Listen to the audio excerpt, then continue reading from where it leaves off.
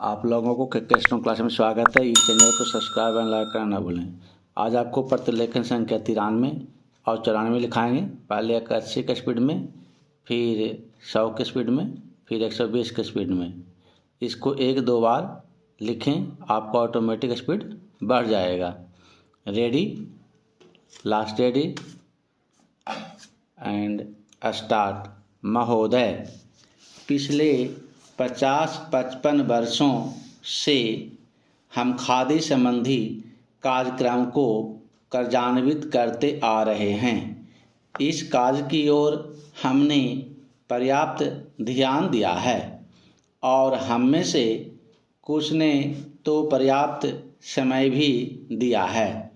सबसे बड़ी कठिनाई मिल के बने कपड़े से प्रतियोगिता की है। एक और कठिनाई यह भी है कि सदा इतनी खादी उपलब्ध नहीं होती जितनी कि उसकी मांग रहती है। पहला चेंज, खादी का आर्थिक आधार भारतीय जीवन संबंधी कुछ मौलिक तथ्य है। हमारा देश कृषि प्रधान देश है, जहाँ अधिकांश लोग किसी न किसी रूप में खेती बाड़ी से अपना निर्वाह करते हैं। यदि आप एक किसान के जीवन पर दृष्टि डालें तो आप यह देखिएगा कि उसका खेत बड़ा हो या छोटा, वह और उसका परिवार वर्ष भर बराबर खेती के काम में ही व्यस्त नहीं रह सकता। उसे काफ़ी समय बेकार रहना होता है। दूसरे रोजगार की खोज में वह अपना घर छोड़कर नहीं जा सकता, क्योंकि खेती के काम में कभी कभी निरीक्षण की आवश्यकता होती है। यदि बेकारी का वह सब समय जब किसान व्यस्त नहीं होता खादी तैयार करने के काम में लगाया जाए तो देश भर की आवश्यकता के अनुसार खादी मिल सकती है। पहला चेंज, ऐसी अवस्था में कोई भी कम मजदूरी का प्रश्न नहीं उठाएगा, क्योंकि यह काम तो ऐसे समय में किया जाएगा जो बिल्कुल खाली होगा। उस खाली समय में किसान कुछ न कुछ कमाएगा ही, और वह कमाई ऐसी भी नहीं कि उसका कुछ भी मूल्य ना हो। कम से कम वह अपने लिए तो इतना कपड़ा तैयार कर ही सकेगा जिससे उसको बाजार से ना खरीदना पड़े। मैं आपको अपने निजी अनुभव से बता सकता हूँ कि 1 घंटा प्रतिदिन काटने से हमें इतना कपड़ा मिल सकता है जितना कि एक औसत हिंदुस्तानी के लिए आवश्यक है, अर्थात 15 से 20 गज कपड़ा प्रति व्यक्ति।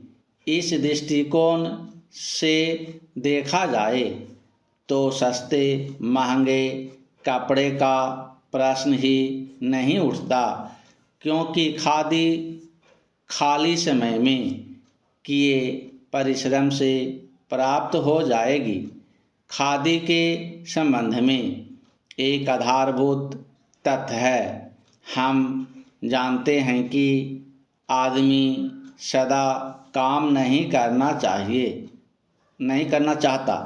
कभी कभी उसे खाली बैठे रहना ही अच्छा लगता है, परंतु इन सब कठिनाइयों के अतिरिक्त मैं सोचता हूँ कि खादी का प्रचार और विस्तार असंभव नहीं है। अतीत में गांधी जी ने खादी आंदोलन आरंभ किया। पहला चेंज महोदय, उस समय हमारे देश के प्रशासन से कोई संबंध नहीं था, तब अंग्रेजी राज था। आज मैं इस शुभ काम में सम्मिलित हो सका, इसको मैं अपने लिए सौभाग्य मानता हूँ।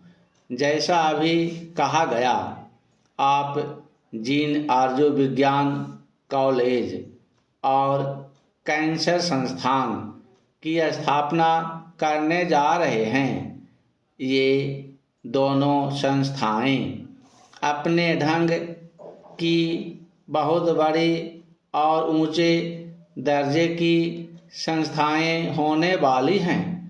मैंने सुना है कि उनमें विभिन्न विभाग होंगे, जिनमें विद्यार्थियों को ऊंचे प्रकार की शिक्षा मिलेगी और जहां अच्छे से अच्छे चिकित्सक रखे जाएंगे, जो शिक्षा देने के साथ साथ गरीब से गरीब का और बुरे से बुरे रोग की चिकित्सा भी किया करेंगे।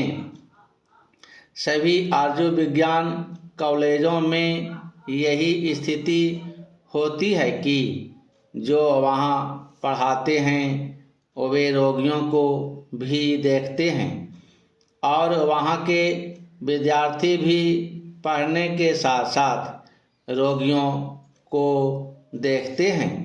इस प्रकार उनको साथ ही साथ व्यवहारिक ज्ञान भी मिलता जाता है।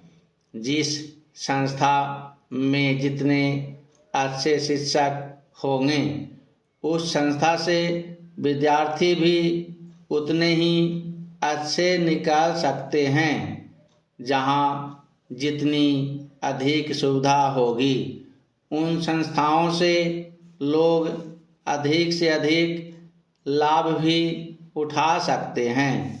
पहला चिन्ह आजकल यह एक आश्चर्य की बात है, पर बात सही है कि संसार विज्ञान में बहुत प्रगति कर रहा है, विशेषकर औषध तथा चिकित्सा के संबंध में। पिछले जो 2 युद्ध हुए, उनमें जहां एक और अधिक से अधिक घातक यंत्र तैयार हुए, वहां दूसरी ओर औषधियों के निर्माण में इतनी उन्नति हुई कि जो बहुत से रोग पहले असाध्य समझे जाते थे, वे अब नियंत्रण में आ गए हैं। इससे फल यह निकलता है कि विज्ञान की प्रगति में कोई दोष नहीं। इस प्रगति से जो जैसा लाभ उठाना चाहते हैं, उठा सकते हैं। यह मनुष्य पर निर्भर है कि वह उस विद्या से लाभ उठाए या उसे हानिकारक बनाए। यह आश्चर्य और दुख की बात है कि जहाँ एक ओर इस विज्ञान द्वारा आज इतने लोगों को भयंकर से भयंकर रोगों से मुक्ति मिल रही है, वहाँ उसी विज्ञान द्वारा लोगों का जीवन संकटमय हो गया है। हम चाहते हैं कि हमारे देश के वैज्ञानिक, चाहे वे विज्ञान के किसी भी क्षेत्र में काम करते हों, इस बात को सदा अपने ध्यान में रखें कि यदि विज्ञान का कुछ अर्थ हो सकता है, तो वह सेवा होना चाहिए, न कि विनाश। तभी भावी प्रगति होगी। पेंसिल कॉपी लेकर तैयार हैं। अब 100 की स्पीड में लिखाएंगे। Ready, last ready and start. महोदय, पिछले 50-55 वर्षों से हम खादी संबंधी कार्यक्रम को कार्यान्वित करते आ रहे हैं। इस कार्य की ओर हमने पर्याप्त ध्यान दिया है और हम में से कुछ ने तो पर्याप्त समय भी दिया है। सबसे बड़ी कठिनाई मिल के बने कपड़े से प्रतियोगिता की है। एक और कठिनाई यह भी है कि सदा इतनी खादी उपलब्ध नहीं होती जितनी कि उसकी मांग रहती है। प्राचीन खादी का आर्थिक आधार भारतीय जीवन संबंधी कुछ मौलिक तथ्य है। हमारा देश कृषि प्रधान देश है, जहाँ अधिकांश लोग किसी न किसी रूप में खेती बाड़ी से अपना निर्वाह करते हैं। यदि आप एक किसान के जीवन पर दृष्टि डालें तो आप यह देखेगा कि उसका खेत बड़ा हो या छोटा, वह और उसका परिवार वर्ष भर बराबर खेती के काम में ही व्यस्त नहीं रह सकता। उसे काफ़ी समय बेकार रहना होता है। दूसरे रोजगार की खोज में वह अपना घर छोड़कर नहीं जा सकता, क्योंकि खेती के काम में कभी कभी निरीक्षण की आवश्यकता होती है। यदि बेकारी का वह सब समय जब किसान व्यस्त नहीं होता खादी तैयार करने के काम में लगाया जाए तो देश भर की आवश्यकता के अनुसार खादी मिल सकती है। प्राचीन ऐसी अवस्था में कोई भी कम मजदूरी का प्रश्न नहीं उठाएगा, क्योंकि यह काम तो ऐसे समय में किया जाएगा जो बिल्कुल खाली होगा। उस खाली समय में किसान कुछ न कुछ कमाएगा ही, और वह कमाई ऐसी भी नहीं कि उसका कुछ भी मूल्य ना हो। कम से कम वह अपने लिए तो इतना कपड़ा तैयार कर ही सकेगा जिससे उसको बाजार से ना खरीदना पड़े।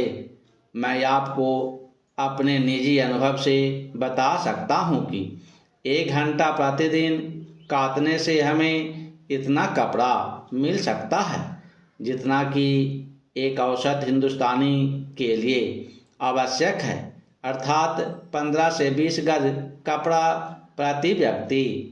इस दृष्टिकोण से देखा जाए तो सस्ते महंगे कपड़े का प्रश्न ही नहीं उठता, क्योंकि खादी खाली समय में किए परिश्रम से प्राप्त हो जाएगी। खादी के संबंध में एक आधारभूत तथ्य है। हम जानते हैं कि आदमी सदा काम नहीं करना चाहता, कभी कभी उसे खाली बैठे रहना ही अच्छा लगता है। परंतु इन सब कठिनाइयों के अतिरिक्त मैं सोचता हूँ कि खादी का प्रचार और विस्तार असंभव नहीं है। अतीत में गांधी जी ने खादी आंदोलन आरंभ किया। प्राचीन महोदय, उस समय हमारे देश के प्रशासन से कोई संबंध नहीं था, तब अंग्रेजी राज था। आज मैं इस शुभ काम में सम्मिलित हो सका, इसको मैं अपने लिए सौभाग्य मानता हूँ। जैसा अभी कहा गया, आप जिन आर्य विज्ञान कॉलेज और कैंसर संस्थान की स्थापना करने जा रहे हैं, ये दोनों संस्थाएं अपने ढंग की बहुत बड़ी और ऊंचे दर्जे की संस्थाएं होने वाली है। मैंने सुना है कि उनमें विभिन्न विभाग होंगे जिनमें विद्यार्थियों को ऊंचे प्रकार की दिशा मिलेगी और जहां अच्छे से अच्छे चिकित्सक रखे जाएंगे जो शिक्षा देने के साथ साथ गरीब से गरीब का और बुरे से बुरे रोग की चिकित्सा भी किया करेंगे। सभी और जो विज्ञान कॉलेजों में यही स्थिति होती है कि जो वहाँ पढ़ाते हैं वे रोगियों को भी देखते हैं और वहाँ के विद्यार्थी भी पढ़ने के साथ साथ रोगियों को देखते हैं। इस प्रकार उनको साथ ही साथ व्यावहारिक ज्ञान भी मिलता जाता है।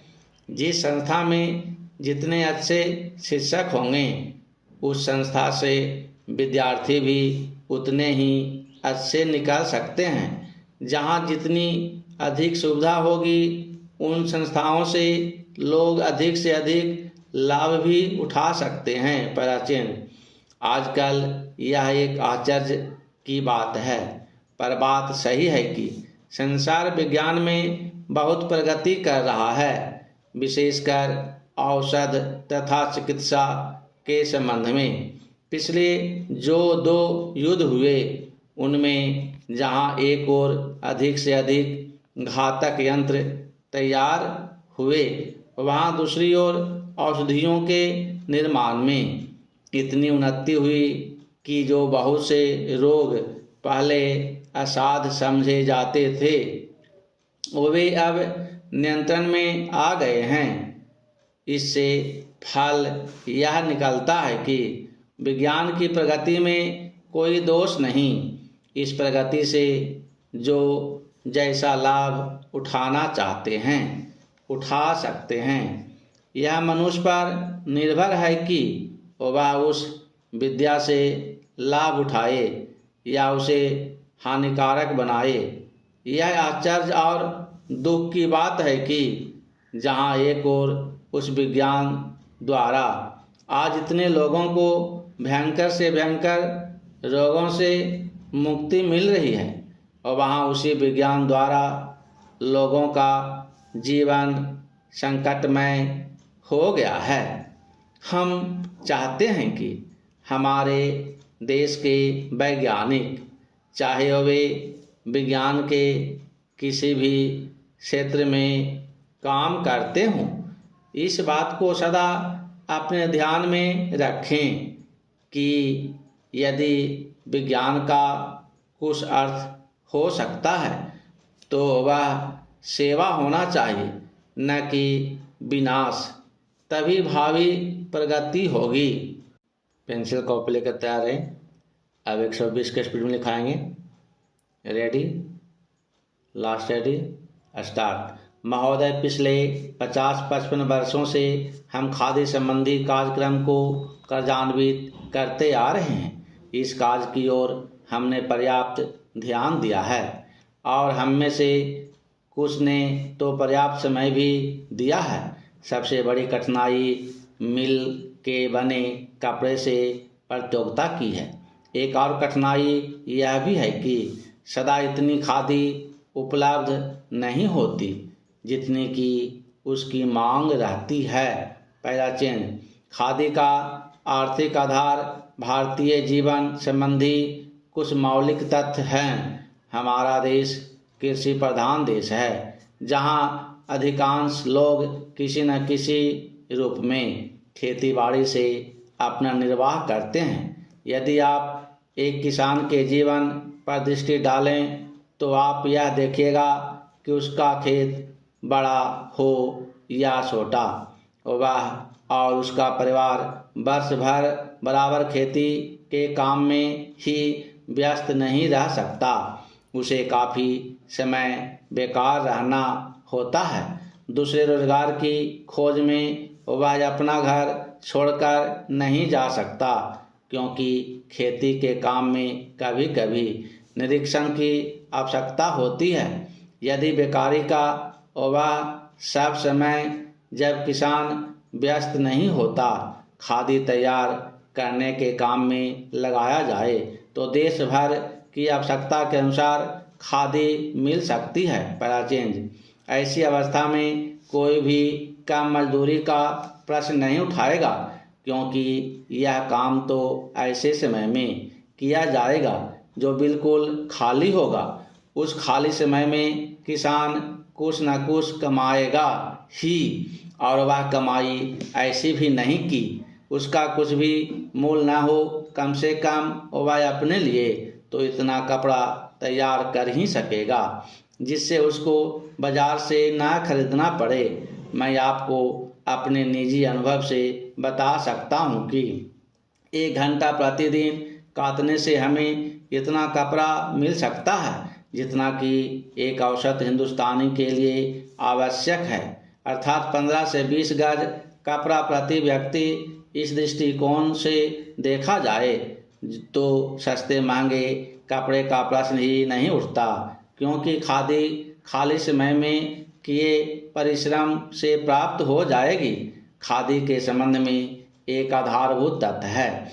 हम जानते हैं कि आदमी सदा काम नहीं करना चाहता, कभी कभी उसे खाली बैठे रहना ही अच्छा लगता है। परंतु इन सब कठिनाइयों की अतिरिक्त मैं सोचता हूँ कि खादी का प्रचार और विस्तार असंभव नहीं है। अतीत में गांधी जी ने खादी आंदोलन आरंभ किया। Para change.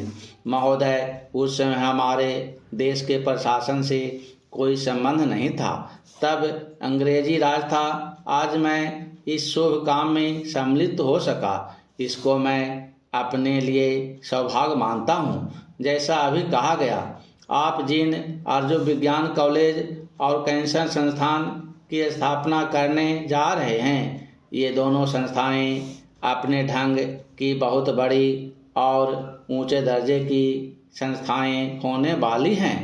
मैंने सुना है कि उनमें विभिन्न विभाग होंगे जिनमें विद्यार्थियों को ऊंचे प्रकार की शिक्षा मिलेगी और जहां अच्छे से अच्छे चिकित्सक रखे जाएंगे जो शिक्षा देने के साथ साथ गरीब से गरीब का और बुरे से बुरे रोग की चिकित्सा भी किया करेंगे।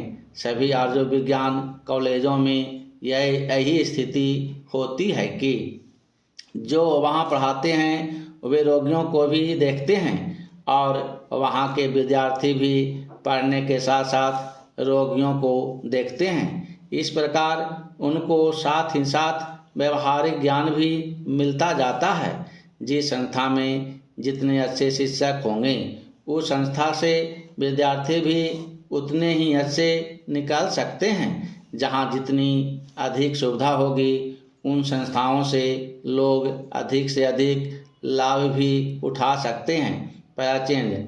आजकल यह एक आश्चर्य की बात है कि पर बात सही है कि संसार विज्ञान में बहुत प्रगति कर रहा है।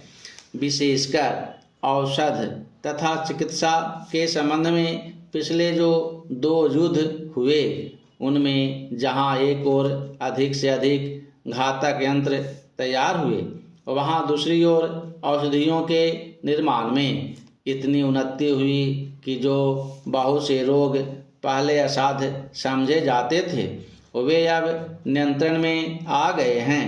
इससे फल यह निकलता है कि विज्ञान की प्रगति में कोई दोष नहीं। इस प्रगति से जो जैसा लाभ उठाना चाहते हैं उठा सकते हैं। यह मनुष्य पर निर्भर है कि वह उस विद्या से लाभ उठाए या उसे हानिकारक बनाए।